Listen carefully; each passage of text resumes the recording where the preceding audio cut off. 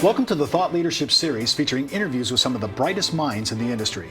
Today's special guest is popular platform speaker and best-selling author Don Spini. Hello everyone, I'm Steve Savant, syndicated financial columnist and talk show host.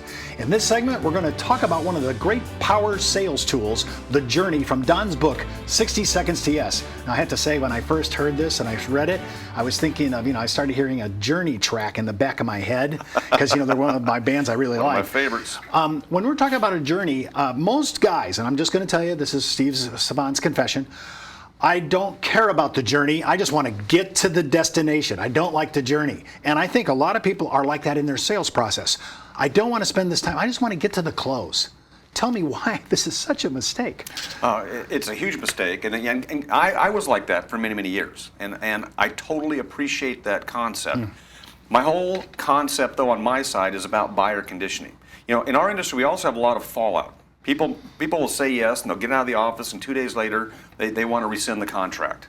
There's a reason for that. They're not totally conditioned. We haven't done our homework. And I tell people in this process, this doesn't take long to do. You have to have a little patience. See, again, I want people to say yes from the absolute highest position of interest. I want them to go, please don't let me leave here until I sign something to fix this. That's the type of condition I want to get the buyer in before I lay my contract out for them to sign. If they sign with mild to low interest, that contract is in jeopardy.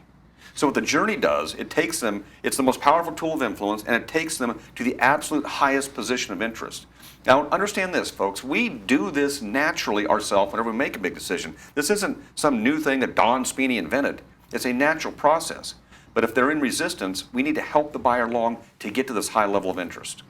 So you have two stops. You talk about these two points of interest. And again, from a guy that likes I want to get to the end game, right. Walk me through these two, because I think it's really important, and it really changed my thinking when I read your book. Yeah, and it's called The Journey because it's so simple to understand. We're going to take the buyer on a journey that stops at those two destinations. And don't be offended by this, but the first stop and the most important critical stop is we're going to take them to the pit of hell. We're going to take them to what happens if they don't say yes to fixing the item they picked off their menu. They picked that item for menu. I want to sleep better at night. I need them to articulate through a conversation what's going to happen if they don't sleep well at night, if they don't fix the pain they've identified to me. I need to hear that out loud. And also understand, I don't necessarily need to hear it out loud. They need to hear it in their conscious mind. They need to hear it out loud. Is the client actually confronting themselves without knowing it? Absolutely. I mean, because this is the second one of your segments that we've done where it sounds a little bit like, hey, this is a confronting issue. Yes. See, understand this. If this was already in their conscious mind, they'd come into my office and say, Don, I've got a problem. Here's what's going to happen if I don't fix it. What do you have for a solution? Now, that they have that. It's in their head, but it's still suppressed. It's still down in the subconscious mind. I need to boil that up into their conscious mind. The conscious mind, that's the motivation. Pain in the conscious mind motivates us to take action. It's there. But if they truly don't feel it, they're not as eager or motivated or incented to take the action I need them to take. Understand, we're asking them to make very big decisions. I need that pain to be in their conscious mind to do that. All right, so I'm languishing in Hades right now, thinking about my financial insomnia, right? And I'm willing to deal with it now. I saw it. What does it look like? It doesn't look good. That's right. That's my first stop. I'd like to leave Hades as soon as I can, by the way. I just want to go to the next stop. Me too. People resist change. They naturally resist change. The journey is designed to show people what happens if they don't change. I say to people that people have a fear of change even when it's good for them. That's the problem. And when I'm asking you to make a big decision, I'm asking you, in a sense, to make a big change. What I need to put on one side of the scale is I need you to see what it's going to look like if you don't change in your conscious mind. Because if I don't get out there on this side of the scale, changing is a pain in the neck. I got all this paperwork, I got to do that, I got to transfer the stuff. I'm not sure it's really going to work. I've never heard of this product. I need there to be something on this side of the scale that says, hey man, if you don't fix this, here's what's going to happen to you. And by the way, this came from you, not from me. This is your story. This is your journey. I just guided you on it. Have you seen the clients when they get to the second stop? Is it an incremental change, or are they willing to make a major life alteration? Well, what you see, and I tell people this, when I teach and train on the journey, I give a lot of warnings. The number one warning I give is the journey works. Here's what you're doing, and don't think I'm crazy. Don't slam the TV on the ground when you hear this. The purpose of the journey is to take people to a state of depression. And people go, well, that sounds terrible. Why? Well, first of all, I have a solution for it. Don, that's the most counterintuitive sales thing I've heard in 31 years. You ought to see the looks in the workshops when I say that. They look like I have three heads. Understand this, folks. What is depression? Pain in the conscious mind without a solution yet. Remember, I have a solution, but I need them to feel and experience in their mind what it's going to feel like if they don't fix it. And people say, this doesn't even sound like sales training. It's not, it's life training. It is the most unique. People say this is the most unique stuff I've ever heard. Where was this 20 years ago? Why isn't anybody else talking about this? Well, we've been talking financial terminology. We've been talking numbers and statistics and the rule of 72. That's not what motivates people to buy. Stopping pain motivates people to buy. If it's not out, they're not motivated. We show you how to get it out in the conscious mind. How much do you spend time in seminars unpacking this idea called the journey? This is the most important tool. We invest the most time. So if I've got an 8-hour seminar, we're going to invest at least half of it in this concept, because done correctly, it is extremely powerful. Done incorrectly, it can be devastating. So I issue several warnings. Now, we're not psychologists or psychiatrists. That's not the point. What this is this is a natural process that we can help the buyer on in their own mind. Remember, they do it on their own when they say yes anyway. If they're not at that position mentally, if they're in resistance, I can help them. Well, for more information on the journey and how it can impact your practice, just click on the landing page address in the video description. We'll be right back with more. This is your website. Few people visit, and if it isn't attracting new visitors, it's not doing its job. Now you can drive more visitors to your website through dynamic content and email marketing with CreativeOne's Social Media Elite. Capture quality leads faster and easier. Engage your visitors with informative articles and videos to boost your online credibility. Plus, stay connected with existing clients and earn more referrals. All content is customized for you. It's time to introduce your website to the world. Call your CreativeOne sales team at 800-992-2642 or visit us online at CreativeOne.com. In this segment, we're talking about one of the most powerful sales tools called the commitment from Don's book, 60 Seconds to Yes. Don, when I think of commitment, I've been married to the same girl 40 years. That is commitment. That right? is. That's commitment. Congratulations. So I'm trying to think of how I think of commitment, right? So when I think of commitment to my job, my employer, I think about commitment. You're talking about client commitment along the sales process, right? Why is this? This is kind of like the haiku. We did the journey. We did the menu. These are some other power tools, and you can go back out and watch those that we have in our archives. But now we're talking about commitment. Talk to me about that, because everybody wants commitment. I think that's where everybody wants to be, the close. That's right. This is the pinnacle of what we call buyer conditioning. So if you follow the series, we talk about the SOGI and the menu and the journey. And what we're doing here is incrementally raising the interest of the buyer before we start the presentation.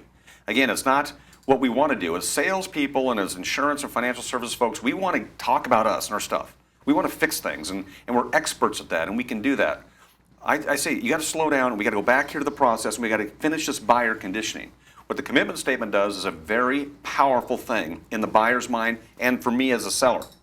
The commitment statement opens the door to my store. They're going to ask me for something that I've been trying to get them to do all the way up to this point. They're going to ask me for help.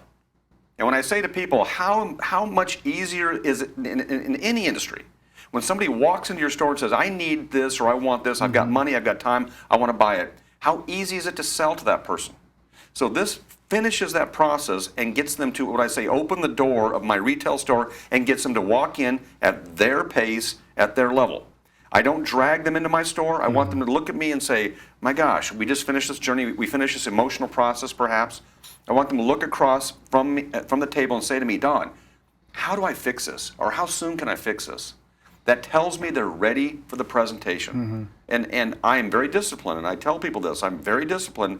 I don't make presentations to people that are not ready for it. How do I know they're ready? They ask me for help from a position of high interest. Very simple to do, but I don't start until they do.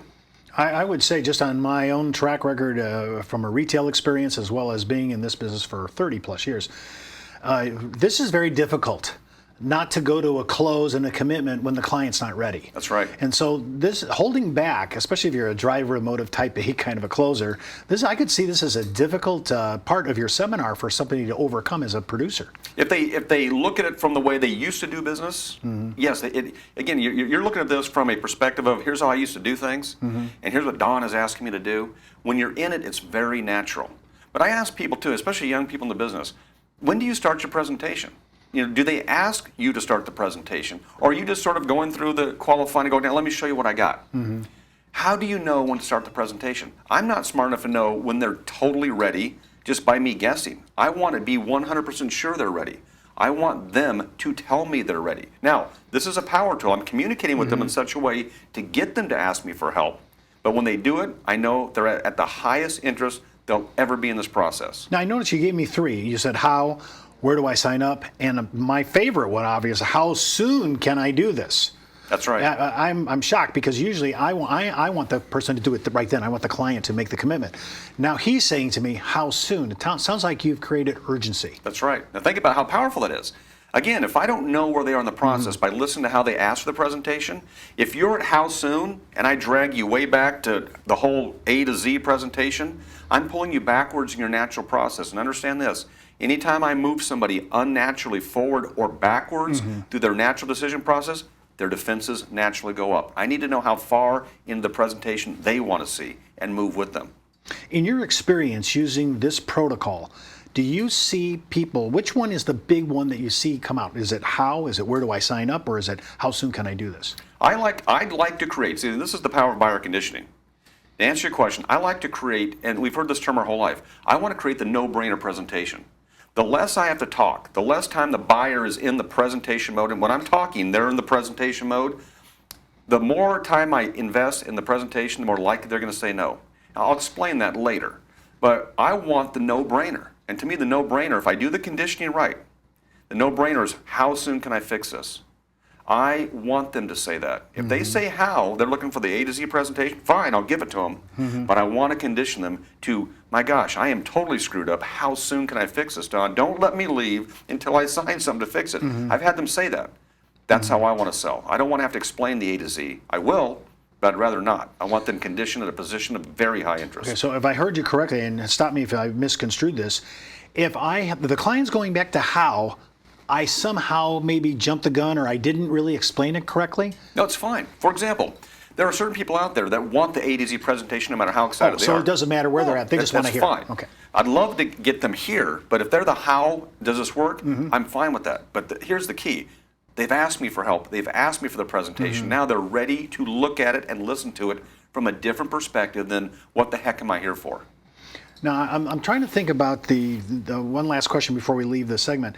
I'm trying to think about, I have the commitment, I have the how soon can I do this, and do I knee-jerk react like I think I would do, like today, right? I mean, I'm assuming today is the day, right? Absolutely. All right, so are we, by going through this process, are we reducing, because this would be nirvana if it's true, are we reducing multiple meetings and appointments because we did it right the first time?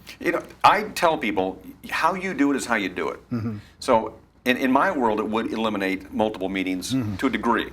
And sometimes you just can't help but having 2 or 3 meetings to make this process work right. And also understand this process is not necessarily always happening in one sitting. I can do buyer conditioning in multiple meetings. But I'd say, you have a style, you have a way of doing business. And don't change necessarily your style. This doesn't change people's personality. This is a communication skill. Like, if you're speaking Spanish, you're learning Spanish, that's a communication skill.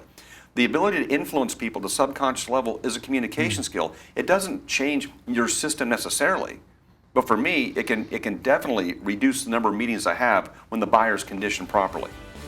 This is huge information. I think it's going to change the way we do the sales process. I hope we're willing to change. That's my greatest fear. For more information on the Commitment Power Tool and how it can help you build out your business, just click on the landing page address in the video description. And don't forget, you can follow us on social media and visit us on our website. I'm Steve Savant. We'll see you next time on the Thought Leadership Series. And remember, keep thinking outside the box.